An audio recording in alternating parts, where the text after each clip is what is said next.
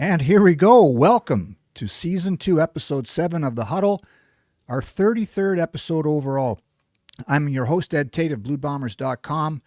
Join us every Tuesday at 3 p.m. on YouTube and X again this week. Our numbers are way up. Thank you for all the fans who have joined us live on the show. You can watch it again on repeat on YouTube, on the Blue Bombers YouTube page. We are pleased to be joined this week by one of the newest Bombers.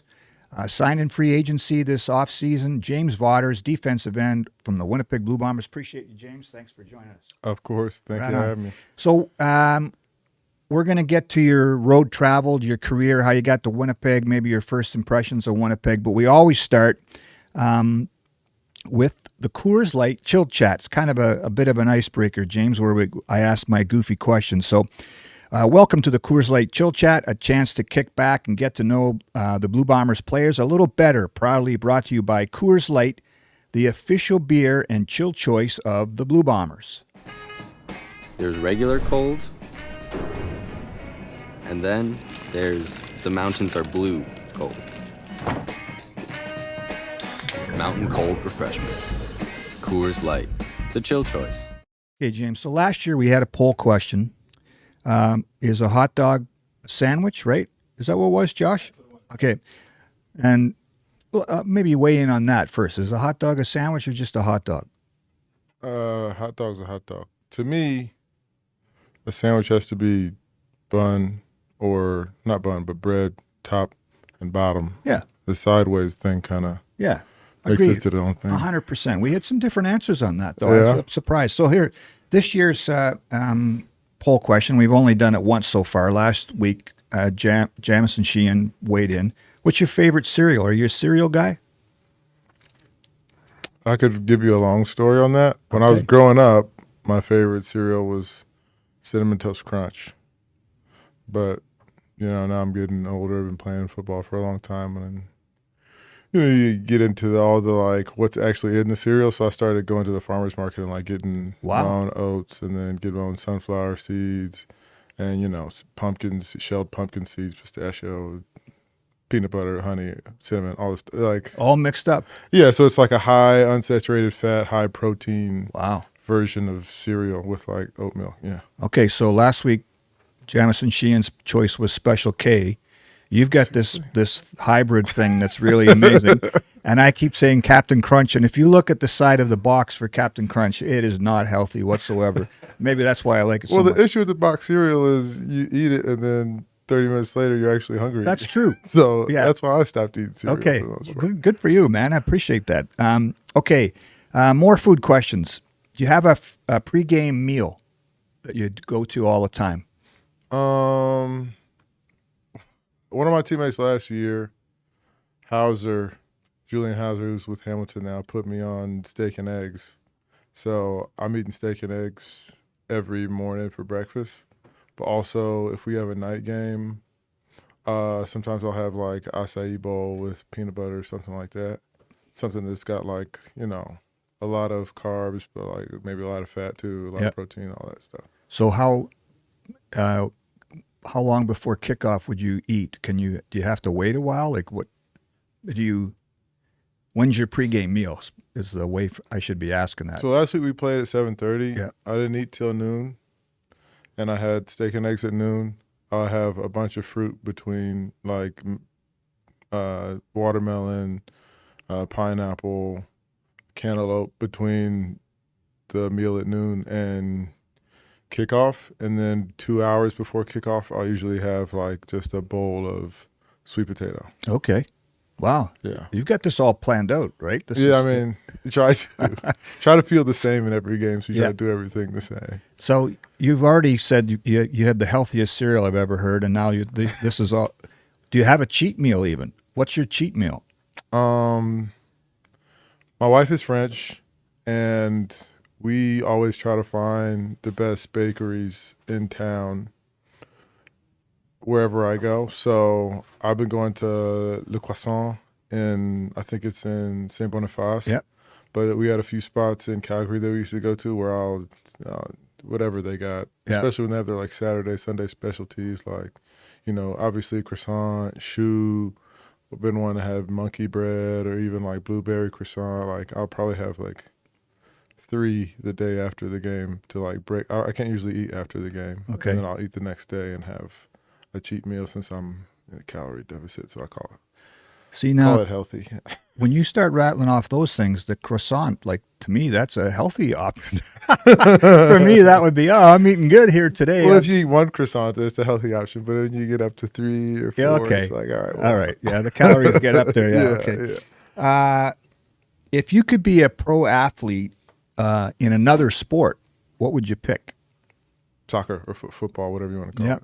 But soccer, hands down. Are you a big fan? Yeah, I mean, I started watching it. Well, I've sat out a season or 2 in my professional career of football. So like, sometimes if depending on how you're feeling, it's hard to watch like a football game or an American football game. Yeah. But I started picking up soccer because I could play FIFA. A lot of my friends play FIFA in college, and I could just watch it in the afternoon. It's not like football where like it's Right. literally the last thing you do that day, no matter what, because it's like a night game. Like I could watch it in the afternoon, carry on with the rest of my day. So I just started following it, picked a team. It's easiest if you pick a team. I like Manchester United, though tough years for us. But yeah. I love soccer. Yeah. Do you have a favorite player?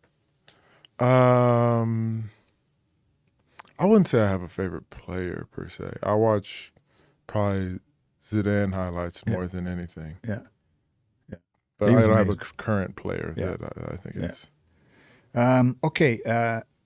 Do you have a pet peeve? If I say, spit one out right here that bugs you, something that bugs you that you have to get off your chest.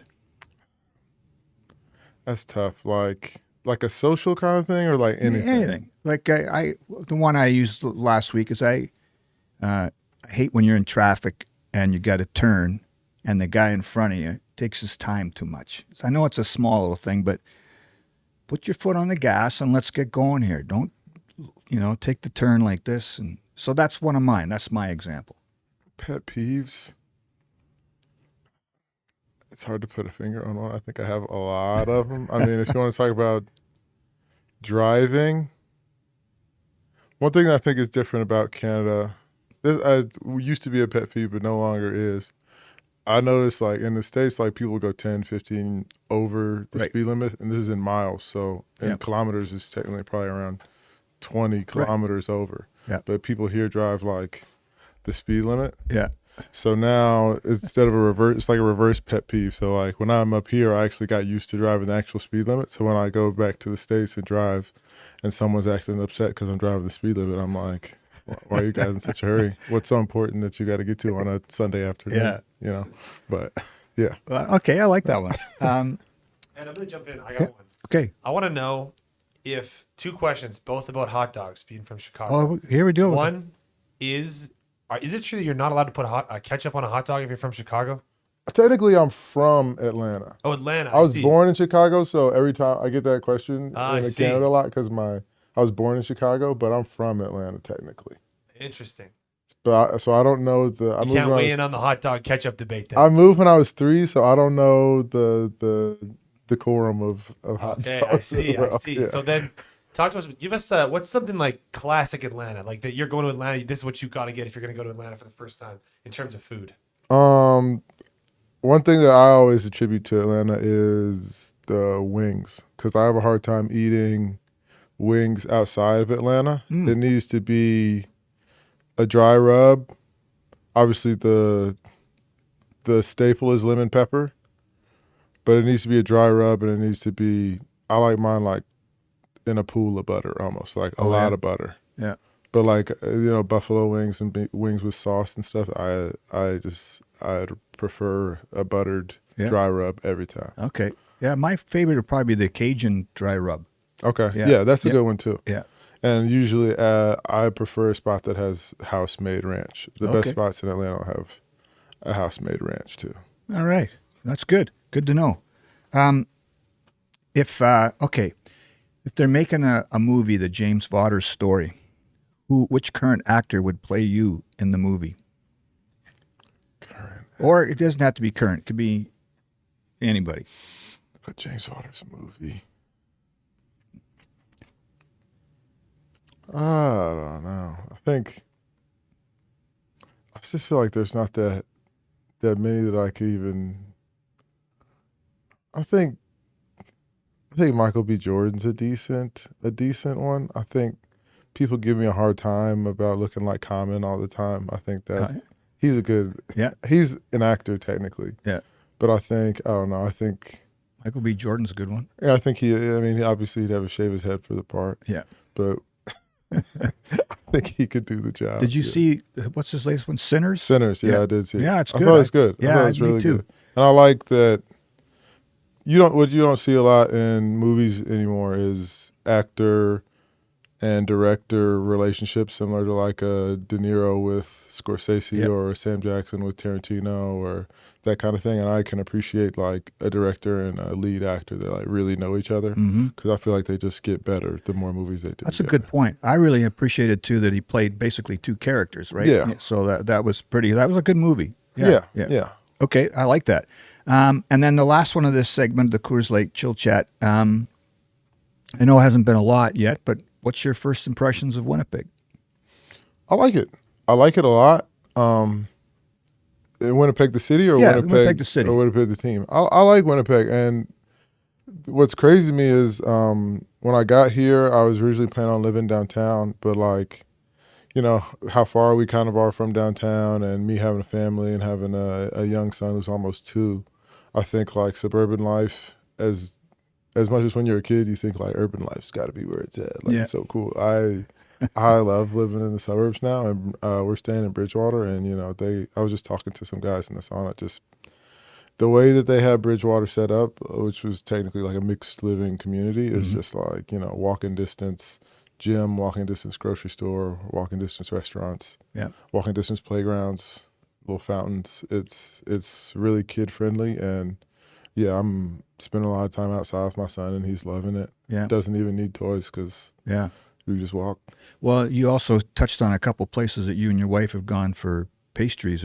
It's a good town to explore that kind of stuff in. Right. When you get more time off, right? You don't get a whole lot of time off, but yeah, it's I'm from here, so I think it gets a bad rap sometimes. There's lots of good restaurants too, and you get out and explore. Yeah. So yeah, cool. I've been cooking so much lately, but Brady recommended Marcello's Meats, an Italian meat spot, to me. That's really close to here. And yeah, Le Croissant and La Belle Baguette that I also went to.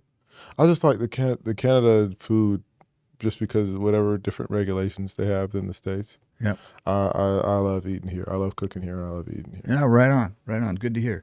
Okay, let's get to the second segment, Josh. This is what we call the road traveled, sort of, especially for a guy that we don't know a whole lot yet about. We like to just kind of track your trajectory to Winnipeg. And so, as you said, you were born in Chicago. You moved to Ohio when you were young, right? Yeah. And then to Stone Mountain, Georgia. It said on. Right. Is that basically a suburb of Atlanta? Is that right? Right. It's about 25 minutes northeast of Atlanta. Yeah. Yeah. What was like growing up in Stone Mountain? It's changed. We just moved back to Georgia, so I have to remember because it's changed so much. But very football enthusiastic, I'd say. Like the team that I played for, I went to Tucker High School, which Tucker and Stone Mountain are kind of like there's been some sort of changes in, like, technically my address could be Tucker, Stone Mountain. I see. Or technically Smoke Rise. So, but I went to Tucker High School. We won our school's first state championship, but we had always been like creating a lot of college prospects and usually go deep in the playoffs, but just weren't winning the whole thing. So I enjoyed that. Atlanta is a very like black city. At least it was. It's changing, but like I think growing up around people that look like me, especially in the States, was really important for me. Mm-hmm. And a lot of my family has moved to Georgia since we moved down. So I think I just feel like even after being gone for so long, I've lived in so many different places with my wife and with football. Moving back to Georgia, I think it feels so much like home. I always think about the Ray Charles song with the moonlight through through the pine thing, and just like the trees, the amount of trees there are in Georgia just is, Yeah. it's mesmerizing to me to this day. Yeah, right on. So I got to put my glasses on for this part, James, because I'm getting old. But so this is the stuff I saw on, now I know Wikipedia is not always the most accurate, but I'm relying on it here. So this is what it says about you when you were at Tucker High School. You earned an honors as an Under Armour All-American, 2010 Georgia Class 4A Defensive Player of the Year, DeKalb County All-Class Defensive Player of the Year, two-time Georgia Merit Scholar, two-time President's Education Award recipient, National Beta Club, National Honor Society, Franklin D. Watkins Award finalist for the nation's top African-American scholar athlete. I can see why Stanford was after you. Yeah. You must have had some options, hey, coming out of high school? Technically there weren't as many ranking sites back then as there are now. I think it was just like scout.com and rivals.com, maybe Max Prep back then, but as far as linebackers come, I think I was top 5, top 2 in the class. And I think my parents really harped on the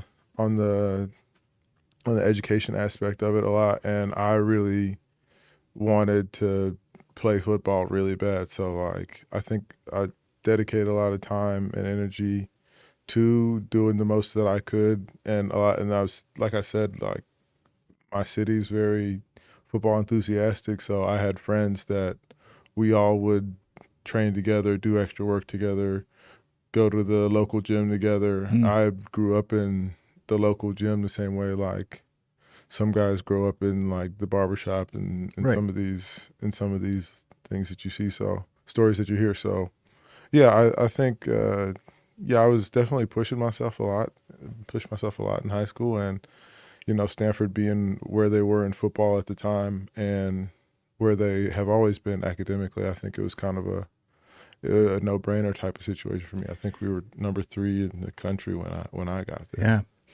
A lot of guys go to university just to play ball, but you went there to get an education too, right? I mean, you don't go to Stanford just to, take the easy way out. Well, absolutely. And I think it was, Stanford had a reputation for being as much about like the school as a lot of people don't know. Like it's a really small school, but they have more athletes, not just like higher percentage of athletes, but they have more total athletes than any other school, period. Yeah. Not even like these schools that have 50,000 students have more athletes than Stanford has. So it was not only like an academic school, but it's actually like a school that's geared towards sports. So I think that made a big difference too. Yeah.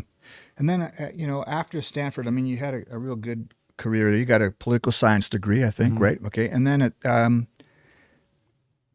Green Bay signed you after the 2015 draft, right? And then New England, Calgary the first time, San Diego, Calgary, Chicago. And you played your first game November of 2019 with the Bears against Philly, right? Correct. What do you remember about that game?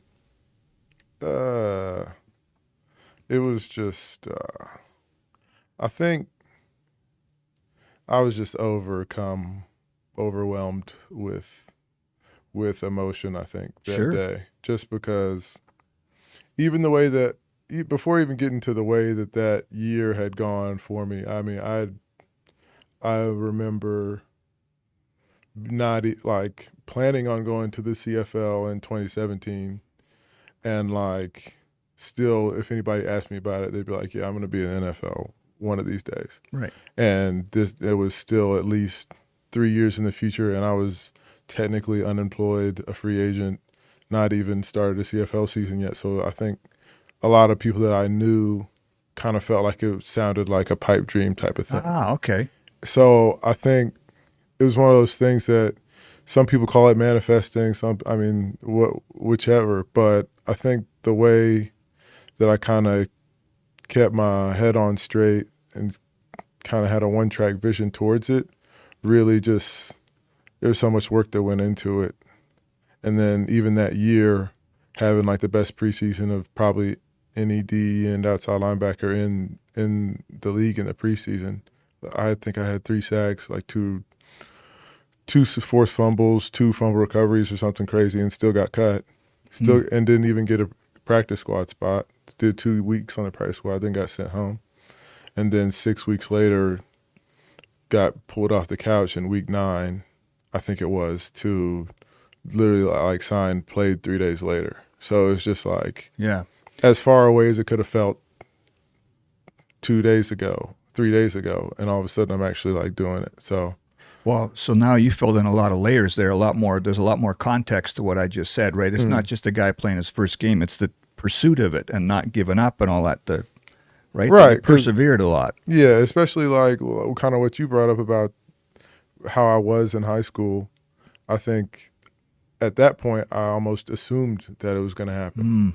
And then you go through 3 years of college, make it onto a practice squad, have a season-ending injury, don't get picked up the year after that. I think it's just such a series of ups and downs that, there are layers to it. Yeah. Absolutely. So in that first game, is there a moment that stepping on the field for the opening kickoff or whatever it might have been? What stands out to you as the takeaway moment from that first ever game? It's always it's always when the national anthem plays to me, just because it's probably the most packed and most energetic the stadium is, but the quietest because there's only one person speaking in the entire building. I think it's one of those things that there's so much silent energy that's in the stadium. I still got like that the other day playing here, just because it's my first time playing here, first time playing a new team since 2019. So it's just like, I think I feel it the most at that time. I was on the sideline just freaking, I was crying tears. Well, I was going to say, because now that you say that, and you're helping me understand this a little bit better, there's oftentimes a camera will catch a guy in any game on the sidelines, and he's crying. Yeah. And you're thinking, what's going on with that guy? And yet you've just kind of really explained it very well. It's there's so much leading up to that. That's the moment before you put the helmet on and strap it up and go out there. It's the height of anticipation to me. Yeah. But also, it's you literally, as soon as it's over, you have to snap right back in. So I think it's just that day I probably cried when I woke up that morning, got on the bus, cried when I saw the stadium out the window, got dressed, went out.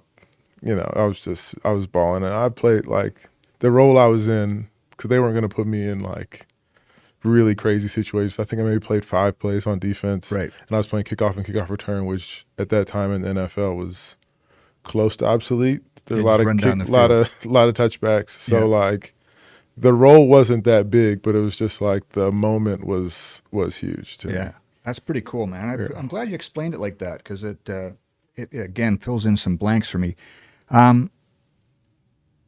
Correct me if I'm wrong here. It says your first career sack was Tom Brady. Yeah, it was at Soldier when we played them when they were with the Buccaneers. Yeah. You got to recreate it. Tell me what happened on that. Well, it wasn't. I think sometimes I've always been a person that like feels like it has to be good enough like for me. It's not necessarily about like who I sacked, but like how it happened. And on that play, we were halfway through the season already, and it's not a division game. And one of the things I realized when I first got to the NFL, that like the energy at practice, the energy all week when it's a division game is completely different than when it's a non-division game, just because it's got playoff implications.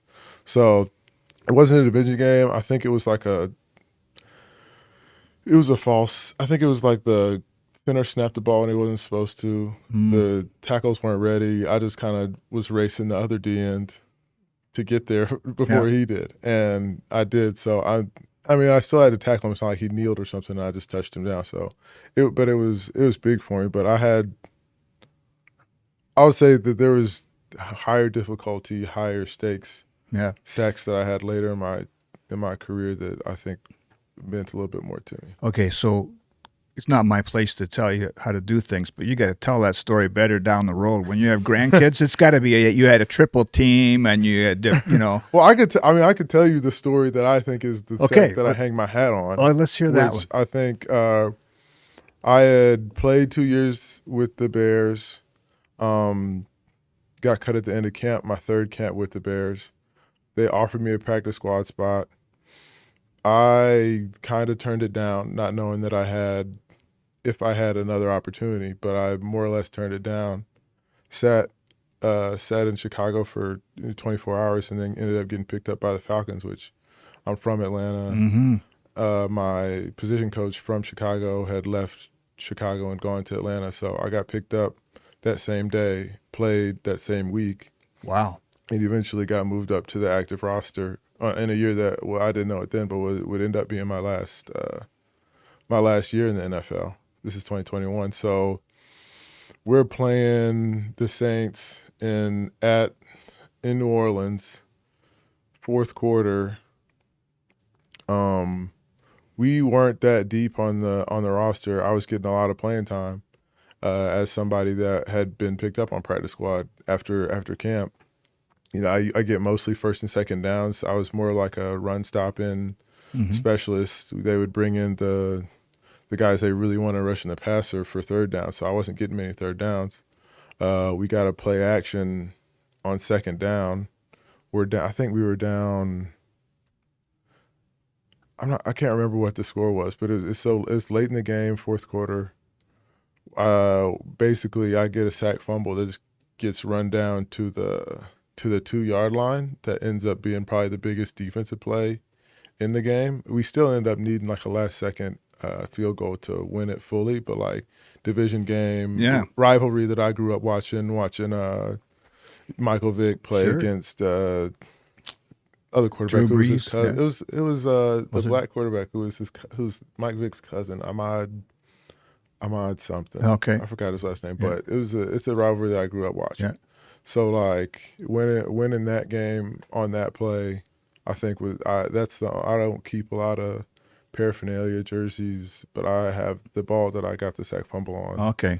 And the defensive player of the game ball that I got, I have that in my house. That's the only thing I have. Well, and that's a better story than the Tom Brady sack story. Yeah, exactly. I like how that one turned out. Because people bring up this Tom Brady thing to me all the time. It's like, because it's Tom Brady. But I get it, but it's not necessarily about who you're sacking. It's more, I take more pride in who you're rushing as a tackle, which was Armstead, who just retired, but he was one of the best in the league at for a that long time. Yeah. And he was upset when I got this sack fumble, like for perfect reasons. But I'll take more pride in defeating a tackle that I see as top tier than who, because once you get the sack, I mean, it's not like if it was Lamar Jackson, maybe I'd feel a little bit better. Well, so now whoever does the Wikipedia page has got to take that segment you just told us and put it on there, because that's a good story. Instead of it doesn't just have to be about the Tom Brady sack. Okay. Yeah.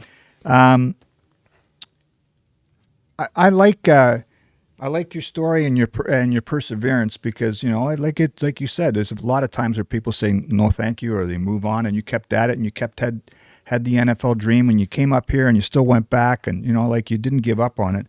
And I think you probably have a different perspective than a lot of guys now as a vet, right? In that room, and like we had Zach on our podcast yesterday, and he talked about just appreciating everything. And I'm sure you're in that boat now too, right? Mm-hmm. Well, I think coming up here the first time, you realize how much you love the game. Just the game, absent of, who thinks you're famous, absent of how much money you're making, absent of any of those things. Like the game itself is, in a situation like mine or Zach's, is why you play.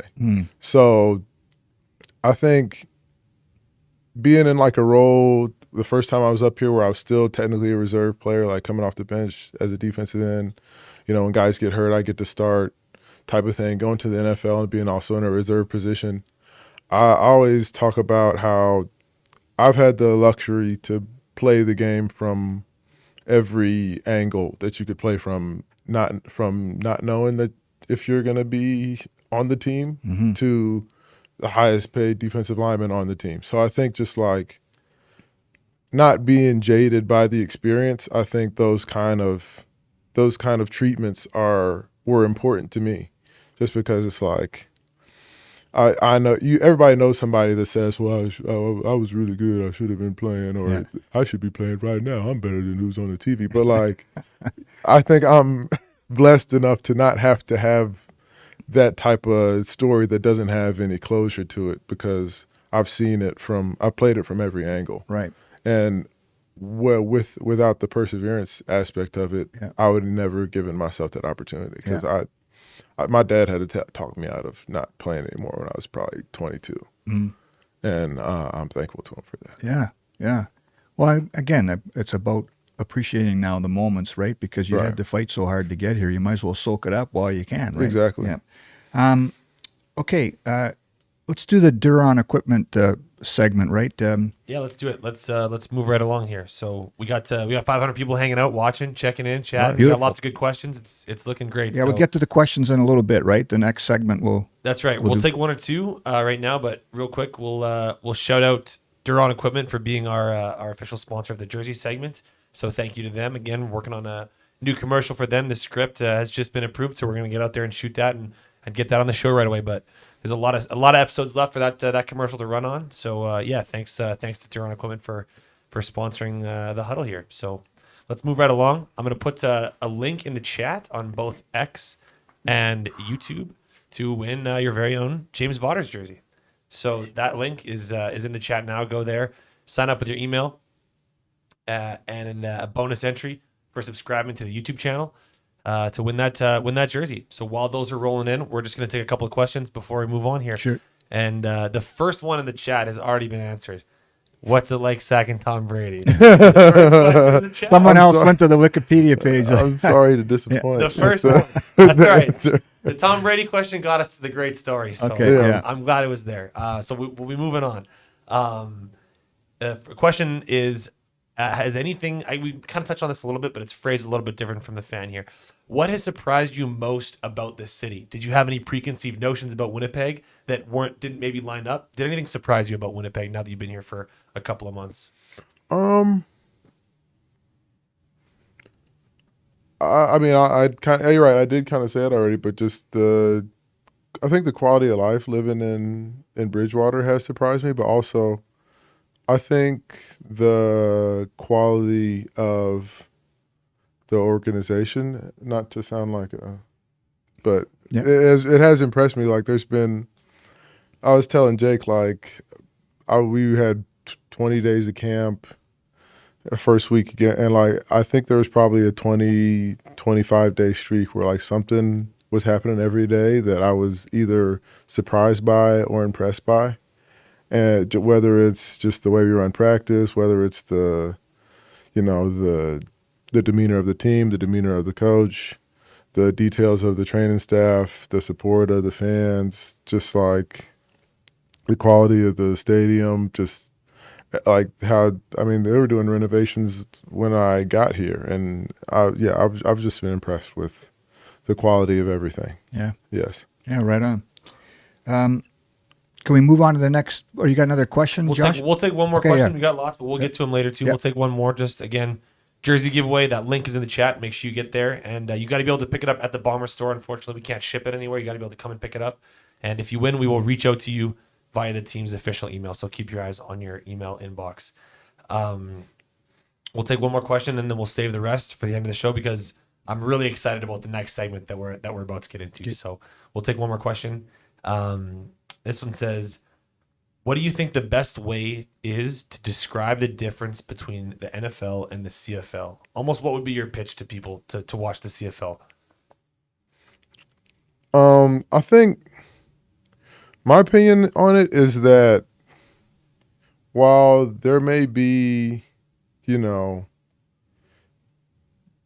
like giant, different, otherworldly level of athletes that you'll see in the NFL, I think that the CFL is actually a better game with the rule differences. Mm-hmm. So the 20-yard end zone, the return of missed field goals, the single point, larger field, 3 down, so way more shifts in momentum in the game, way more important play late in the fourth quarter. I think for me at first, watching as someone that grew up watching the NFL, I think the attention span needs to be different watching the CFL game, because it's not like a timeout, go grab some chips, TV timeout, go outside and smoke, whatever you do. Yeah.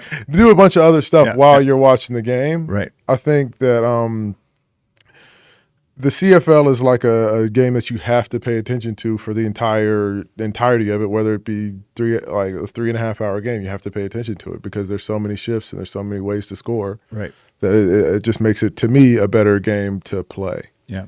I like that answer a lot.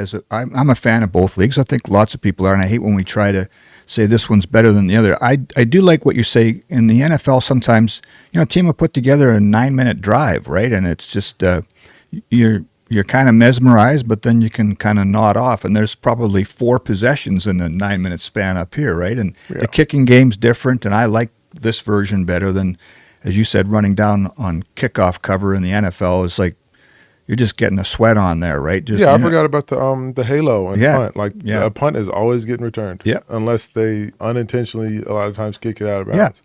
So yeah. Okay, Great. Let's move right along. Okay, so earlier today I went on your website, jamesvaughters.com. I gotta say, man, that is sharp. That is a cool website. Appreciate that. Yeah, and so on the website, this is. You're a unique dude, man. I like this. This is what it says about James Vaughters. Is a multidisciplinary artist, excelling both in athletics and the visual arts. His passion for art is rooted in his love for architecture and fashion.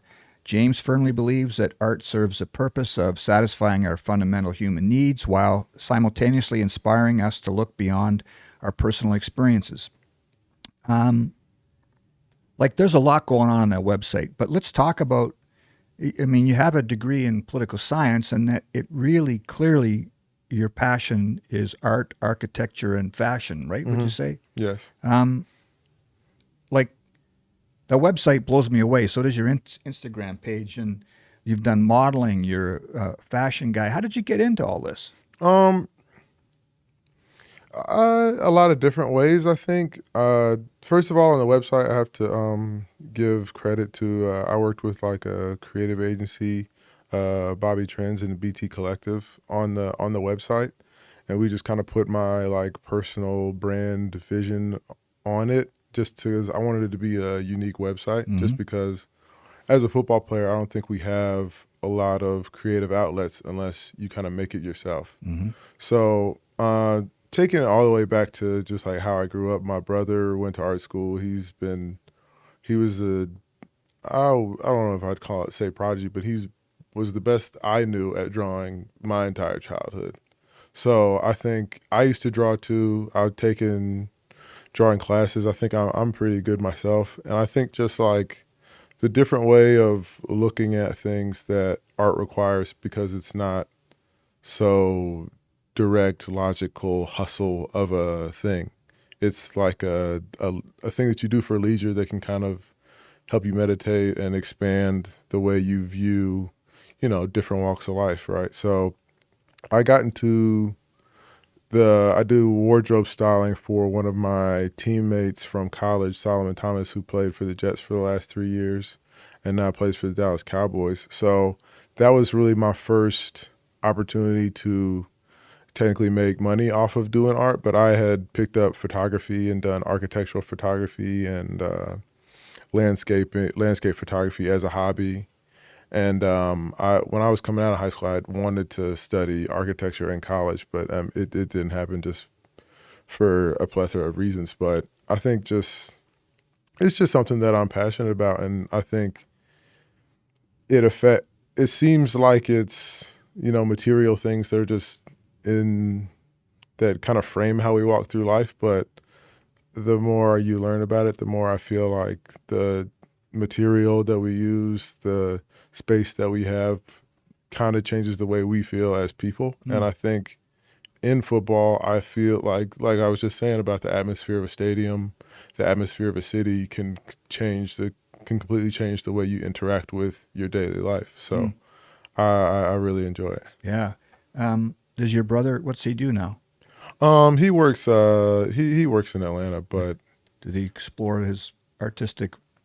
a little bit, but that's what I'm saying. It's Yeah. like art's one of those things where it's like, either sometimes I think artists feel an internal struggle between like selling out, quote unquote, like doing your art for money and doing your art for the reason why you do it, which is because the way it makes you feel. Something And I moved think, you. yeah, right. So I think there's like there's a line to play there to a certain extent, and like I wish my best for my brother when it comes to art, but also like I think seeing him have that internal struggle kind of made me more or less study, the artists that we know best, and trying to understand like what made them so good at getting famous for it, or Yeah. Yeah. yeah. So the guy that you mentioned, the guy from the Jets, your buddy. Yes. Yep. Explain to me what you help a guy out with his wardrobe. Is that you like the guy help him with his style? Is that what I mean? I'm really dumbing it down here. But No, it's okay. So basically my first shot at styling him was for the NFL honors, because he's been a 3 consecutive year Walter Payton Man of the Year wow, okay. Nominee. So they have events at Super Bowl weekend that they have to go to represent to represent his nonprofit, but also it's a event, like an awards gala, I guess is what you would call it, where like the guys wear custom suits. So basically that I pick out everything that he would, I basically just based on my size and based on my way of, I guess dressing, I think he trusted me we're similar height, similar build. I think he trusted me to be able to put him in something that would be tasteful for the way he's built, just because I know him personally. So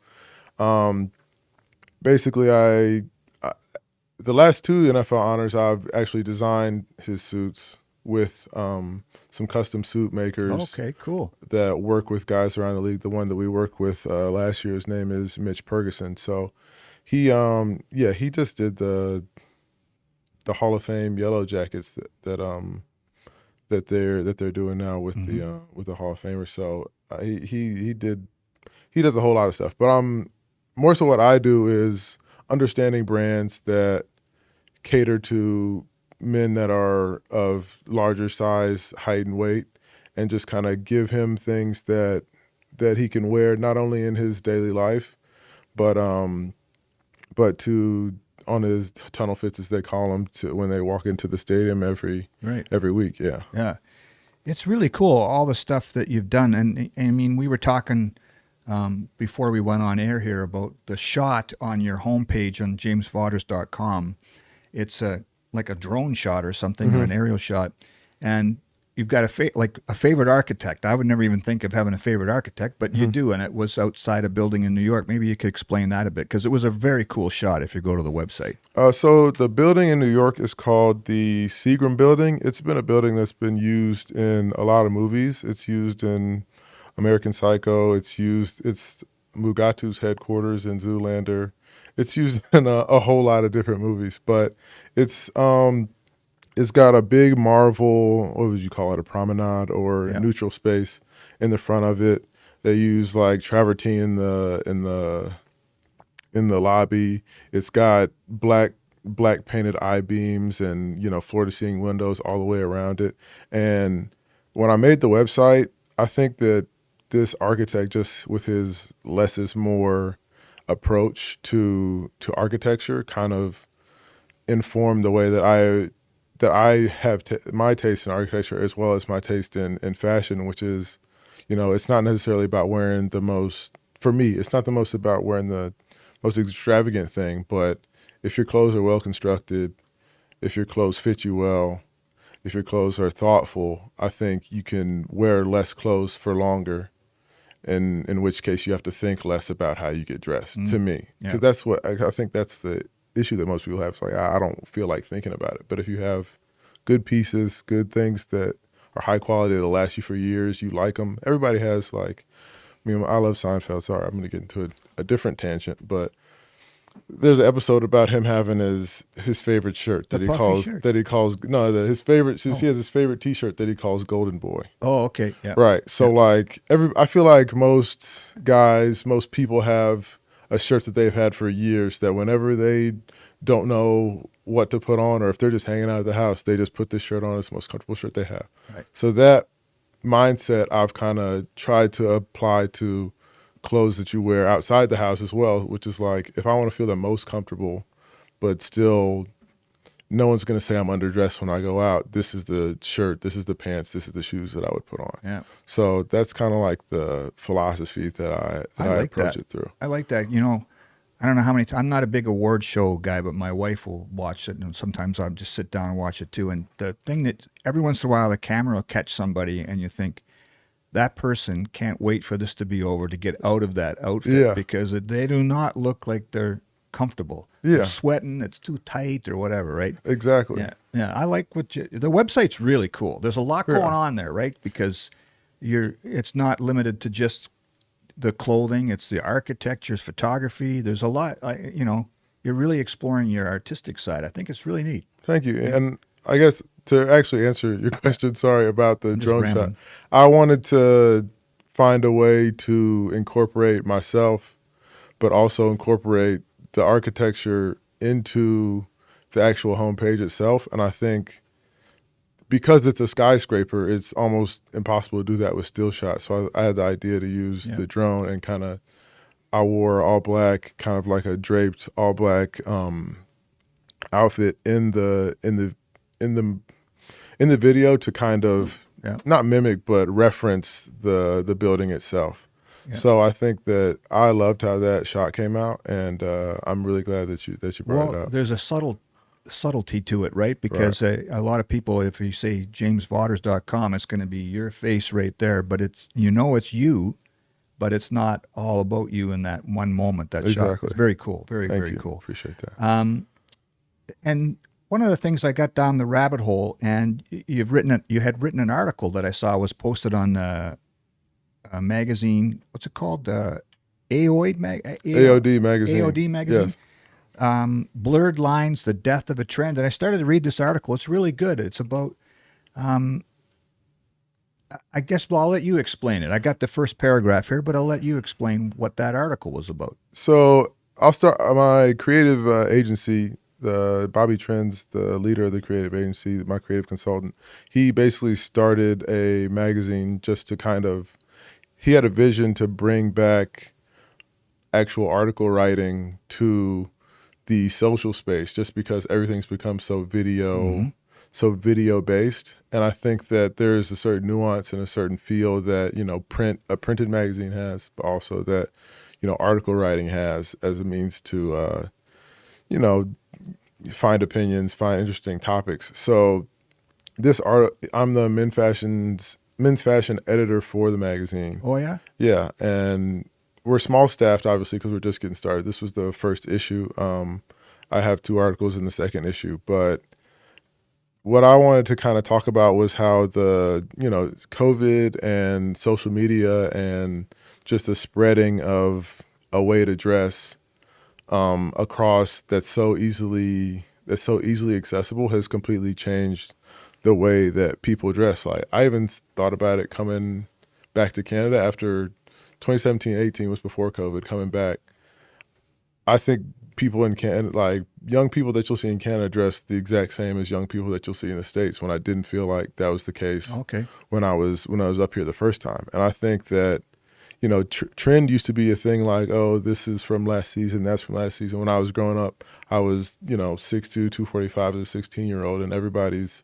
wearing a slim fit suit that has tapered ankles, and I wear a size 14 shoe, and I got big legs, and I felt like you were saying, I feel like this suit's too tight. I feel like I look ridiculous. So I think I'm happy that because, baggy pants came back. Oh, now baggy pants have been back too long. And I think the whole concept of trend when it comes to clothing, I always thought it was a marketing ploy myself. And I think other people have caught wind of the fact that it's a marketing ploy, especially with TikTok and how they, shuffle out different trend. They were shuffling out the trend a week back in COVID times. So I think that, now that there's been so many, I feel like it's almost like, oh, well, you're wearing the trend from 3 weeks ago. You're so late. Nobody's doing that anymore because it was so recent. So I think the trend I think that we're getting to a point where people can dress what fits their body type. If I have wide legs, I should be able to wear wide leg pants and nobody say Steve Harvey suit or whatever they were saying. So, yeah. It's funny because I would say, we'll get to the fan questions. We'll just about wrap this up. There's that expression, look good, feel good, right? Right. And in a lot of ways, it could be the opposite, right? If you feel good, then you look good, right? Right, yeah. In a way, right? Yeah, I agree with that. If you're comfortable, then you feel good. Exactly. Yeah. Okay. Josh, we'll go to the fan question segment before we wrap this up. Man, I appreciate it. We could go for a long time here, James, but we got to get some fan questions here. So We also got to get him back to work. We that's pulled true him out of too. work for an hour here, so. The coach should be knocking on the door here in a That's minute. right. That's right. We're actually going to start. I have a question Okay. about fashion. I think there might be a lot of people that think like, man, if you want to dress nice and trendy and with a fashion sense, that it's going to be expensive. So can you talk a little bit about, is that true or is that not true? And how could someone dress nice, in your opinion, and look good and feel good while, not having to spend $150 on a shirt or a pair of pants or something? What's the reality of that? Well, I think it's true and not true to a certain extent. I think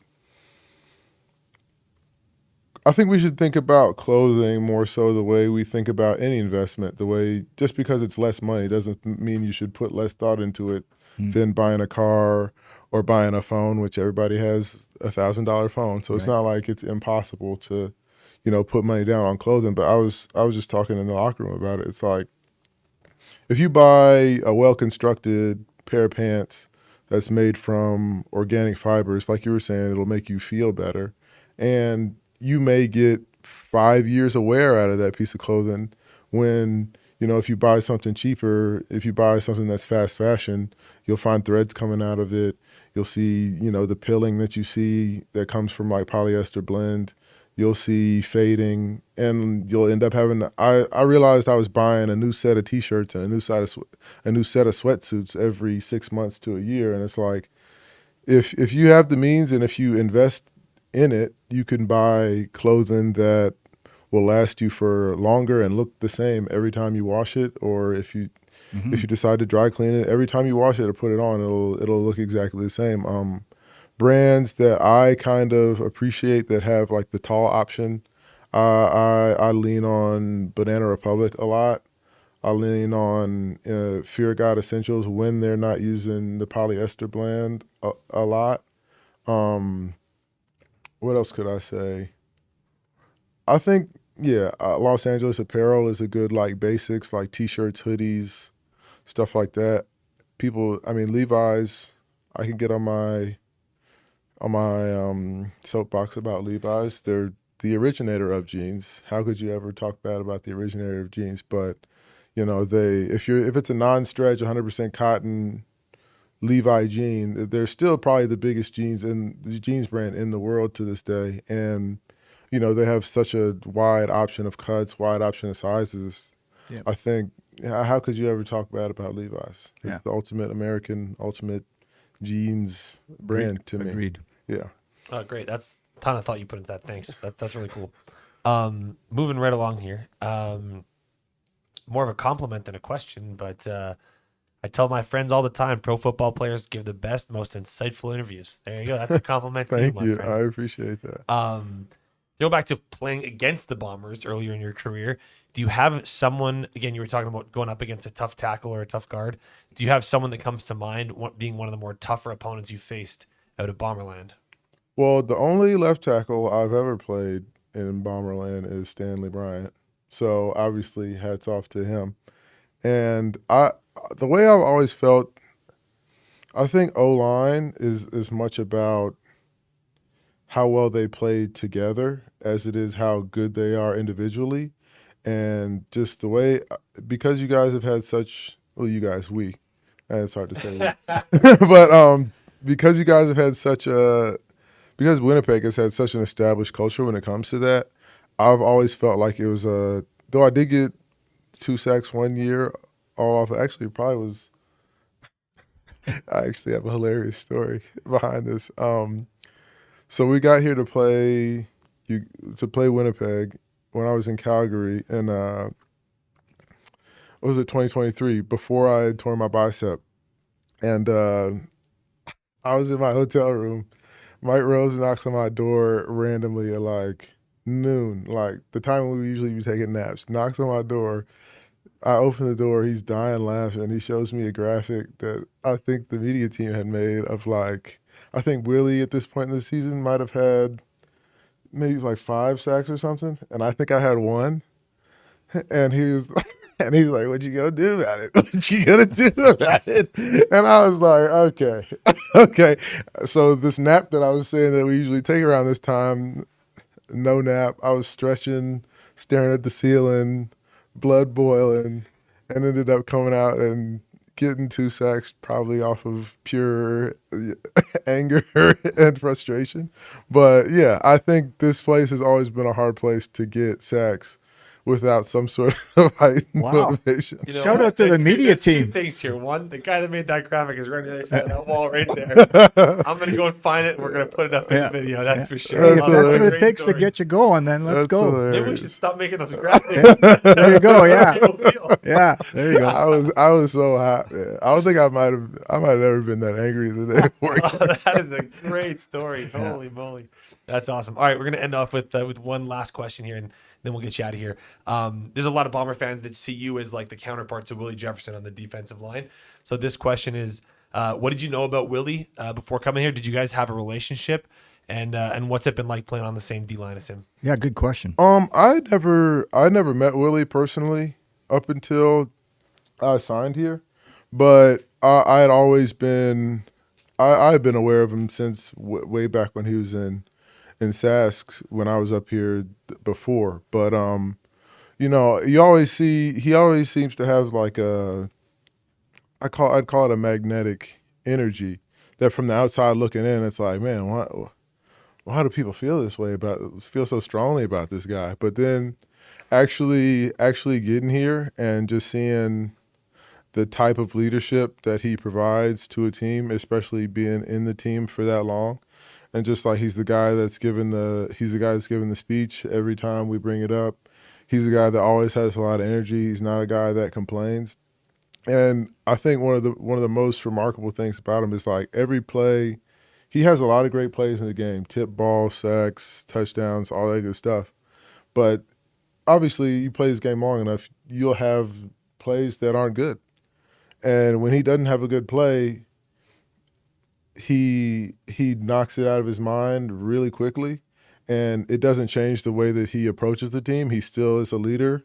Because I think that's just like who he is. And, you know, I think someone like me who's kind of had a lot of ups and downs, winning teams, losing teams, moving here, moving there, I think just like there's a lot of internal conflict for me when it comes to if I'm feeling really good, it's hard for me to be truthful all the time because sometimes I'm not feeling good. But someone like Willie, who is the type of leader who is always going to, regardless of how he's feeling, regardless of how his last play was, is encouraging the team, is a vocal leader, is always energetic. I think it's something that is really remarkable, and I really understand it. That's a great answer because I didn't know a lot about him either. We all see him as fans, and then when I'm not obviously in the locker room with you guys, but it doesn't seem like he has many bad days. No, yeah, I he see doesn't. infectious energy, right? And he always practices.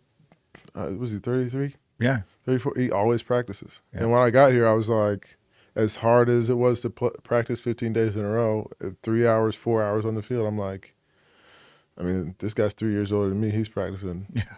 And if I want to be a part of the team and win the way they've been winning, I got to do the same thing. Yeah. Hey, listen, James, this was really good. Are there any more questions? We No? just got one thing here. That's it. Oh, they found the graphic. There it is, right there. Yeah, defense. Did they have the knockdowns on One there? sack, 7 tackles, 0 forced fumbles, 0 knockdowns. Against 4 sacks, 18 tackles, 2 forced fumbles, and 4 knockdowns. And then- I could see why your blood guy boiling. yeah, I mean, not everyone's 6'7", right? And like, I think the knockdowns as the cherry on top was just like, Like, come on. you know how hard it is for me to get knocked down. No other DN comparison would have knockdowns on it except for Willie Jefferson one. Yeah. So, That's it, man. That's all we got over here. Okay. I'll just say, jersey giveaway will be live in the chat for another few minutes. Thanks everyone for hanging out. We got 700 people hanging out. So Wow. it's been Fantastic. awesome. But I'll throw it to Ed to close us out here. Yeah, listen, James, we could have gone for another hour here. I'm having a great conversation with you, but we, again, don't want you to get fined or miss a meeting or have the coach yelling at you. So appreciate you. This was great. Thanks to our sponsors, Coors Light, Duran Equipment. Special thanks to our guest, James Vaughters. Thanks to my guy, Josh, for the producer, and for Sam and Cam in the other room there for making this work. We greatly appreciate everybody who tunes in every week, and the bump we occasionally get from Winnipeg Sports Talk, our friends over there too. Please remember to join us every Tuesday at 3 on the Blue Bombers YouTube page and also on X.